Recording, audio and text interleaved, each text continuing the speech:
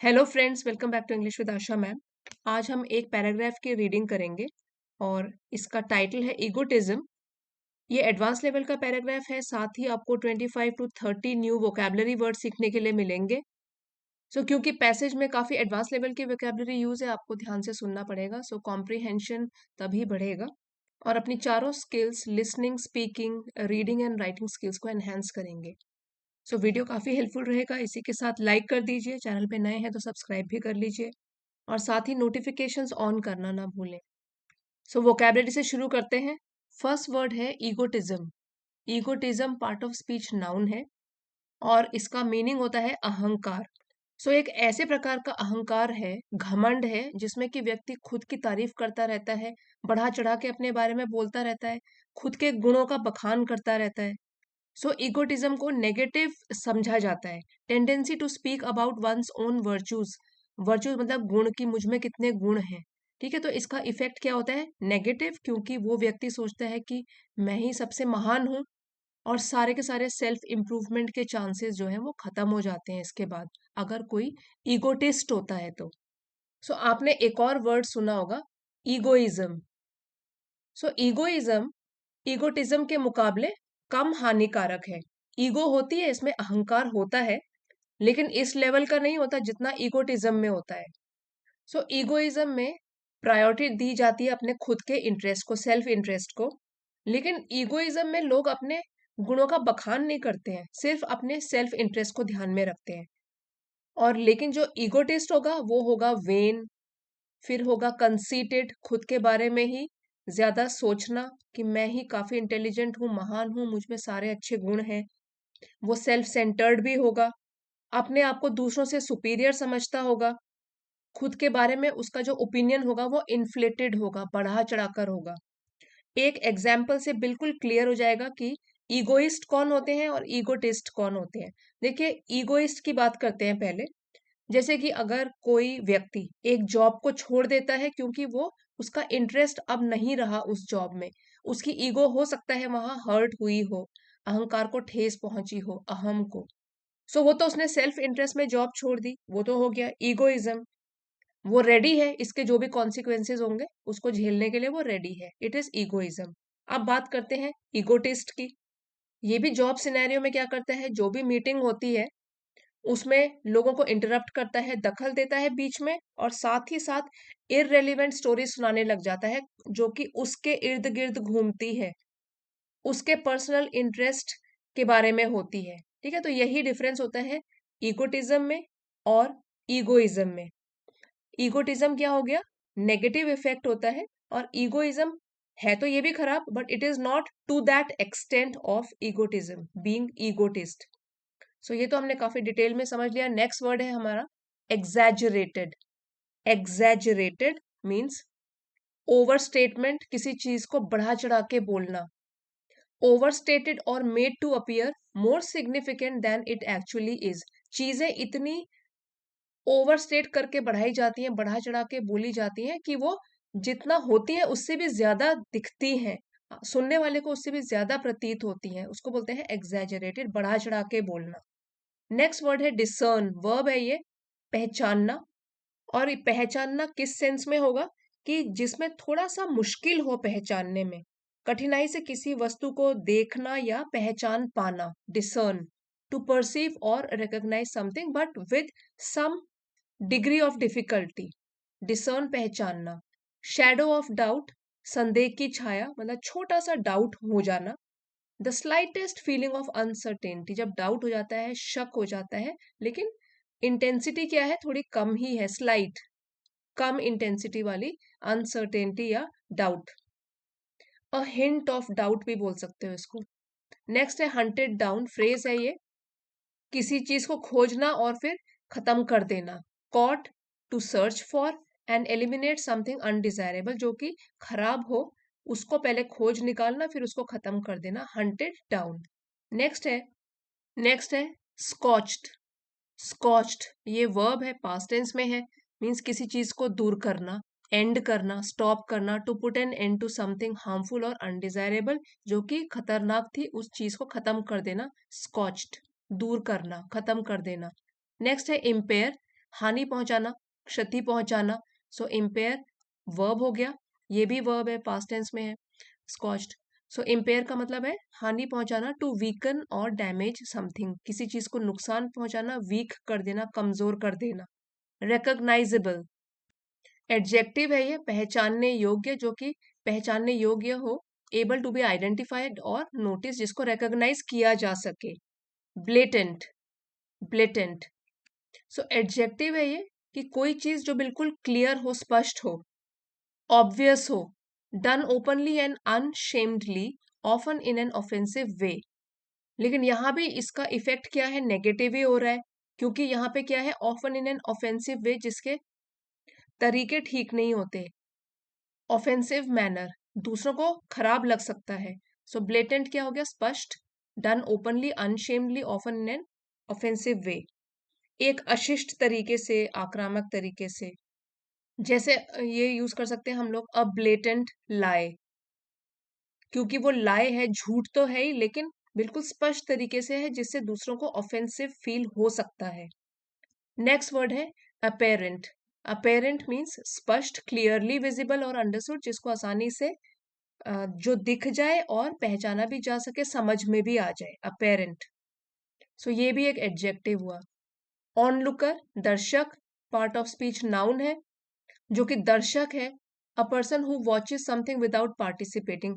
सो बिना भाग लिए हुए किसी भी चीज में, जो सिर्फ दर्शक बन के देखता रहता है, ऑनलुकर। सो जो भी घटना है, परिस्थिति है, जो भी सिचुएशन है, उसमें एक्टिवली पार्टिसिपेट नहीं करता, बस ऑनलुकर, दर्शक बन के खड़ा रहता है। पुट ऑन हिज गार्ड, ये एक फ्रेज है, सावधान करना, ठीक है, किसी को सावधान करना, टू मेक समबडी अलर्ट और कॉशियस, सचेत करना, सावधान करना, पुट ऑन हिज गार्ड, सावधान करना। नेक्स्ट है बिहोव्स। बिहोव्स वैसे वर्ड है बिहोव, इसमें एस लगा हुआ है, ये हमने जो पैराग्राफ में वर्ड पढ़ेंगे वो इस तरीके से यूज है। उचित होना, आवश्यक होना, उपयुक्त होना, सो किसी चीज के योग्य होना। Be someone's duty, it is a duty और responsibility for someone to do something, किसी की भी ड्यूटी रिस्पॉन्सिबिलिटी होना कि उनको कोई काम करना है। उचित होना, सो ऐसे कह सकते हैं सूटेबल होना, कोई चीज प्रॉपर होना, उचित होना। नेक्स्ट है इम्यून। सो ये तो एडजेक्टिव है, पार्ट ऑफ स्पीच, मीन्स जब किसी चीज से कोई फर्क नहीं पड़ता तो बोलते हैं immune, means not affected by something और इन्फ्लुएंस्ड बाय समथिंग, किसी भी चीज से कोई फर्क नहीं पड़ रहा, जो कुछ भी हो रहा है उससे किसी को अगर फर्क नहीं पड़ता, that means that person is immune. इसी से इम्यूनिटी बना हुआ है, जब किसी की इम्यूनिटी स्ट्रांग होती है तो बीमार कम पड़ता है वो। नेक्स्ट वर्ड है कैंकर। सो इसका पार्ट ऑफ स्पीच है नाउन, कैंकर मतलब घुन, जैसे जिससे कोई डिस्ट्रक्टिव प्रभाव पड़े, किसी के ऊपर नेगेटिव प्रभाव पड़े। डिस्ट्रक्टिव और करप्टिंग इन्फ्लुएंस, दूसरे का जिसके ऊपर नेगेटिव प्रभाव पड़ता है, उसको बोलते हैं कैंकर। एक जैसे घुन होता है उसकी तरह नेगेटिव प्रभाव, बीमारी के रूप में या दूसरों को डिस्ट्रक्टिव, नुकसान पहुंचाने के रूप में। नेक्स्ट वर्ड है affectation. Affectation part of speech है, इसका नाउन, मीन्स दिखावा करना, बनावटी व्यवहार। Artificial behaviour designed to impress other, दूसरों को इम्प्रेस करने के लिए बनावटी व्यवहार करना या ऊपरी दिखावा करना। नेक्स्ट है इनफैलिबल। इनफैलिबल पार्ट ऑफ स्पीच एडजेक्टिव हो गया, अचूक है, जिससे कोई मिस्टेक ही ना हो, कोई कभी गलती ना हो। इनकेपेबल ऑफ मेकिंग मिस्टेक और बीइंग रॉन्ग, जो कभी भी भूल ना करे या गलती ना करे, infallible. Next is reprehensible. Reprehensible part of speech, इसका भी एडजेक्टिव है और इसका मतलब होता है निंदा के योग्य। निंदा मीन्स बदनामी, नैतिक रूप से गलत, खराब। Not appreciable, not good, worthy to be criticise, जिसकी आलोचना की जाए, डिजर्विंग ऑफ ब्लेम और क्रिटिसिज्म, जिसकी आलोचना की जाए। रेप्रिहेंसिबल निंदनीय, निंदा के योग्य। Next is deliberately. डेलिबरेटली ये है एडवर्ब और इट मीन्स जानबूझकर, सोच समझकर, डन इंटेंशनली और ऑन पर्पस, जानबूझकर कोई चीज करना। डेलिब्रेट का मतलब यही होता है कि सोच समझकर, तो यहाँ भी ये सोचते समझते हुए भी जानबूझ के काम करना। Next is assumed. Assumed verb है, पास्ट टेंस में है, स्वीकार किया हुआ, अपनाया हुआ, अडॉप्टेड और टेकन ऑफन फॉल्सली, गलत तरीके से।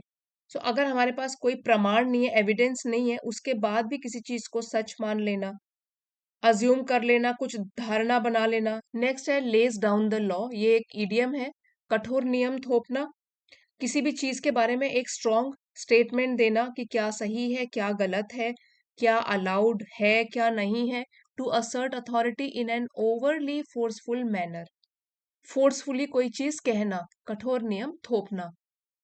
नेक्स्ट है फायरी टेम्पर, फायरी टेम्पर गुस्सैल स्वभाव, फ्रेज है ये। टेम्पर होता है स्वभाव और फायरी होता है बहुत गुस्से वाला। A personality that is quick to anger, जो कि जल्दी से गुस्सा आ जाए, वैसी personality, fiery temper. Next is possessed of, possessed of कोई चीज होना किसी के पास, टू ओन समथिंग और have something as a quality, किसी क्वालिटी के रूप में, हैविंग और showing a particular quality, possessing some quality, कोई गुण होना। रिकग्निशन पहचान, नाउन है, the acknowledgement of something's existence और ट्रूथ, किसी को जब किसी चीज के लिए मान्यता प्रदान की जाती है तो भी हम रिकग्निशन यूज करते हैं। जैसे कि किसी व्यक्ति को उसकी पोजीशन के लिए रिकग्निशन मिली, या कोई बात जो सच थी उसको रिकग्निशन मिली, सो उसको पहचान मिली, रिकग्निशन पहचान। नेक्स्ट है first step towards it's cure, phrase है एक, पहला कदम किसी का इलाज करने के लिए, किसी चीज को ठीक करने के लिए, किसी चीज को रिकवर करने के लिए। The initial action needed to resolve a problem, किसी भी समस्या का हल करने के लिए जो पहला कदम उठाया जाता है, first step towards it's cure, उसी को हल करने के लिए पहला कदम। चलिए अब इस पैसेज को पढ़ते हैं और डीपर मीनिंग समझते हैं इसका। इगोटिज्म अहंकार, the hidden barrier to self improvement, जो कि एक छिपी हुई बाधा है, हिडन है, और बैरियर क्या होता है, कोई बाधा, जो कि रुकावट पैदा करता है, किस चीज के लिए, सेल्फ इम्प्रूवमेंट के लिए, आत्म सुधार के लिए। सो इगोटिज्म जो है वो उसका जैसे पहले ही बताया था कि नेगेटिव होता है इसका मीनिंग, ये एक बाधा होती है, छिपी हुई बाधा, सेल्फ इम्प्रूवमेंट, आत्म सुधार के लिए। Egotism is the most common fault of mankind. अहंकार मानव जाति का एक सबसे कॉमन मीन्स आम, और फॉल्ट दोष है। मोस्ट यहाँ पे एडजेक्टिव की सुपरलेटिव डिग्री है, मच, ठीक है, मच हो गई पॉजिटिव, फिर हो गया more comparative, and most it is superlative degree, उसके साथ हम द का यूज करते हैं। सो अहंकार मानव जाति का एक सबसे आम दोष है जो कि मानव जाति में होता ही है। Product of the perfectly natural desire to display one self, perfectly means पूरी तरीके से, नेचुरल डिजायर स्वाभाविक सी जो इच्छा होती है, डिस्प्ले प्रदर्शन करना, और वन सेल्फ खुद का प्रोडक्ट होता है, रिजल्ट। इगोटिज्म अहंकार, अब उसके बारे में बताया गया है, which is an exaggerated form of self display, जो कि है एक फॉर्म मीन्स रूप, और कैसा रूप, एग्जैजरेटेड, जो कि बढ़ा चढ़ाकर बोला गया हो, सेल्फ डिस्प्ले खुद का प्रदर्शन करना, या खुद के बारे में अच्छी बातें बोलना, अपने गुणों का बखान करना। Can take such a variety of shapes, वो ले सकता है अलग अलग प्रकार के शेप्स, आकार, वेराइटी मीन्स विभिन्न प्रकार के, that it is not always easy to discern, कि इतना आसान नहीं है हमेशा उसको समझ पाना, गहराई से समझ पाना, डिसर्न कठिनाई से समझ पाना।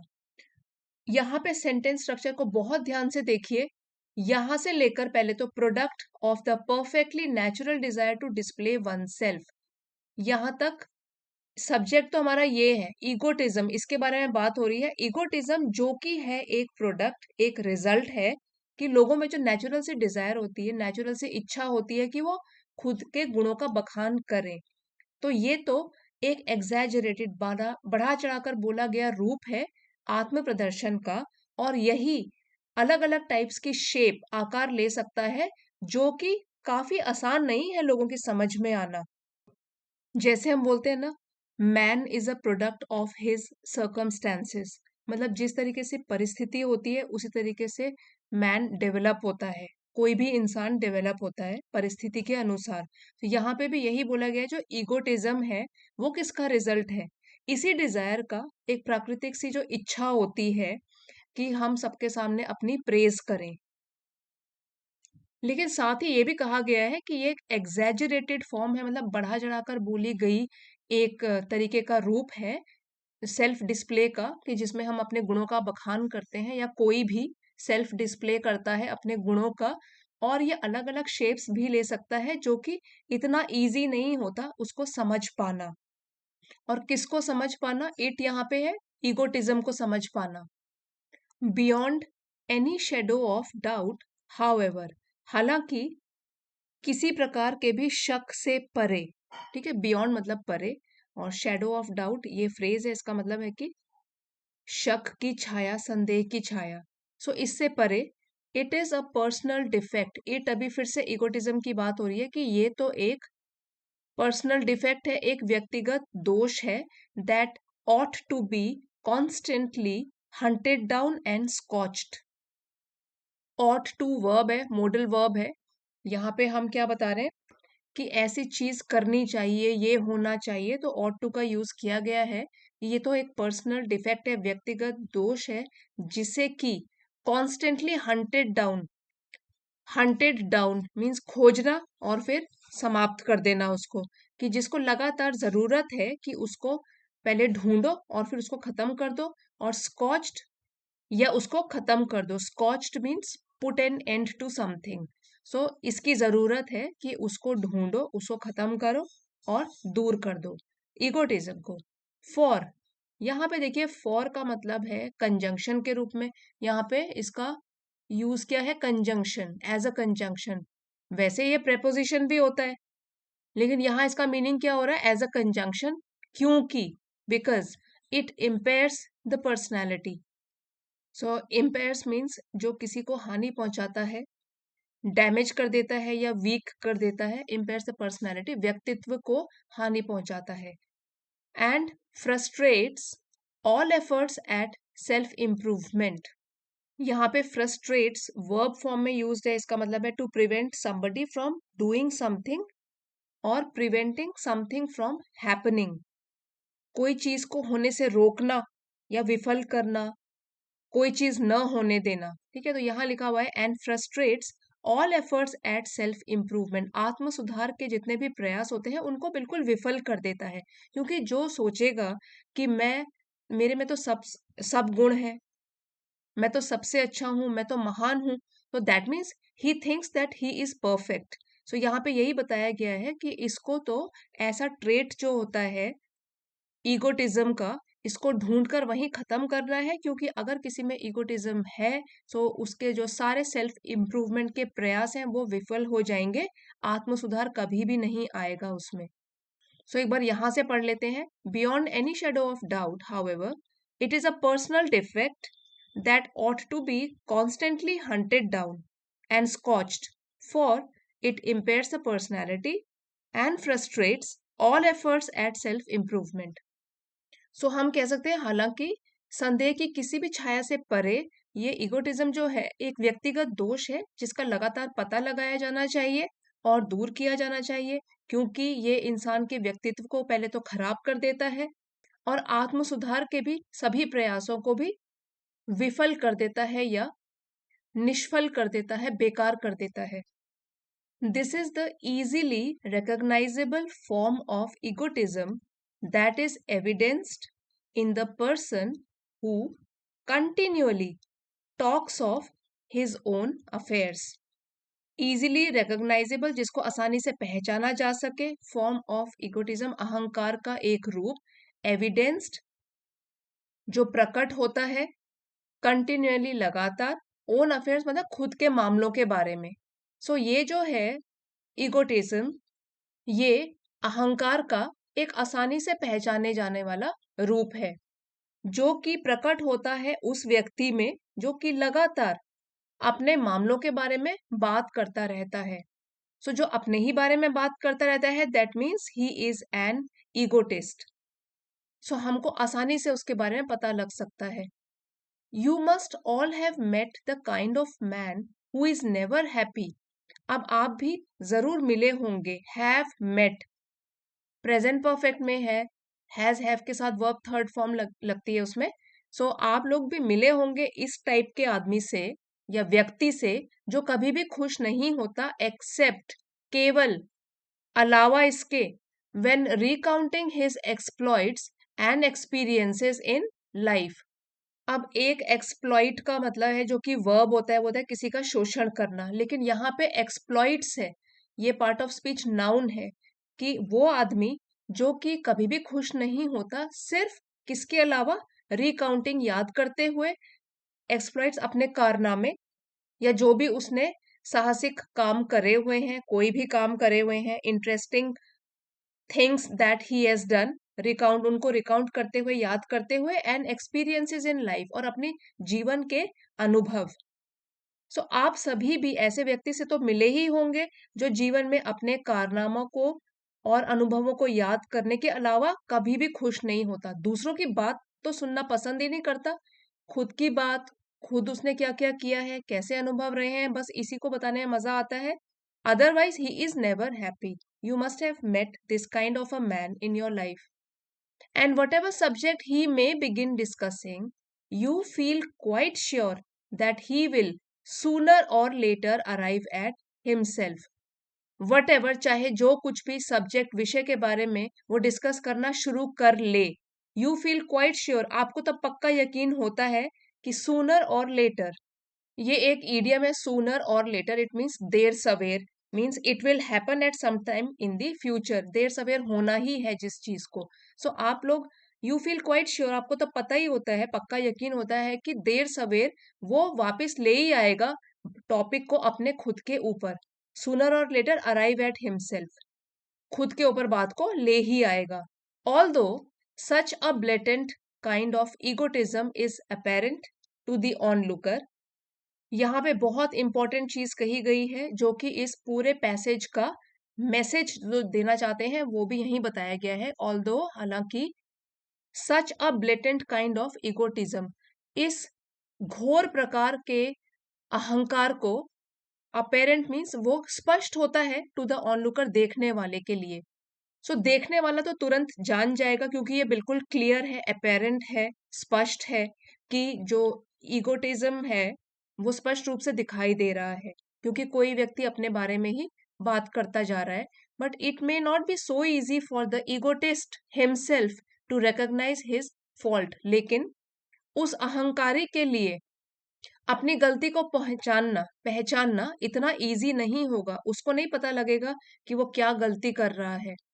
But if he can put on his guard, put on his guard, वो अगर केयरफुल रहे, सतर्क रहे। अब यहां से लेके यहां तक ये रीडर से पूछा गया है कि अगर वो व्यक्ति सतर्क रहे, he can put on his guard, and it behoves each one of us to examine carefully, और हमारी भी ड्यूटी बनती है, रिस्पॉन्सिबिलिटी बनती है हम सभी की, each one of us, हम में से हर एक की, टू एग्जामिन, की वो जांच करे केयरफुली, पूरी तरीके से, whether we are entirely immune from this canker, कि क्या हम पूरी तरीके से इम्यून हैं इस घुन से, इस खराब इन्फ्लुएंस से, क्या हम पूरी तरीके से इम्यून है, क्या हमको कोई फर्क नहीं पड़ता।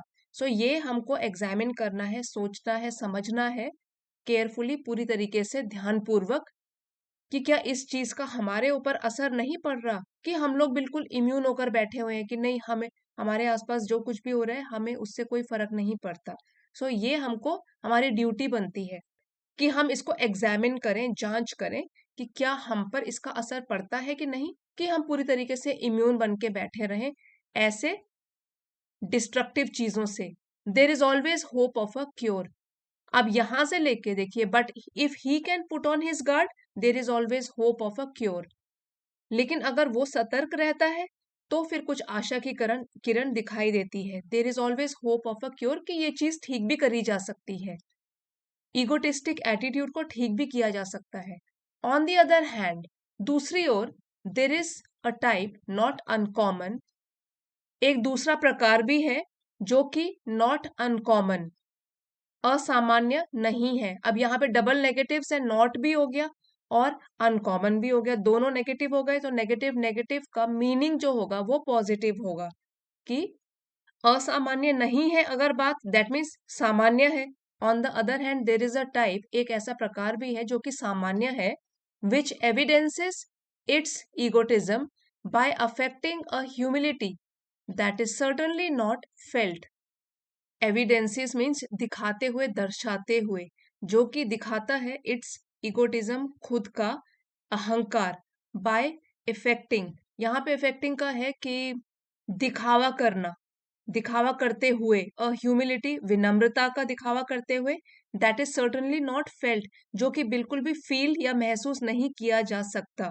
अब यहाँ दूसरे प्रकार के ईगोटिज्म की बात की गई है। On the other hand there is a type not uncommon, जो कि साधारण है और अनकॉमन नहीं है, ऐसी टाइप भी है। और वो कौन सी है टाइप? विच एविडेंसेस, जो कि दिखाता है ईगोटिज्म को फेक दिखावा करते हुए विनम्रता का, जो कि सचमुच में वहां महसूस नहीं की जा सकती क्योंकि दिखावा किया जा रहा है। एंड इंटेंशनली, जानबूझकर, avoiding the use of pronoun आई, जानबूझकर यूज नहीं किया जाता है वहां पे आई कि मैं ये नहीं बोलता है इस टाइप का ईगोटिस्ट।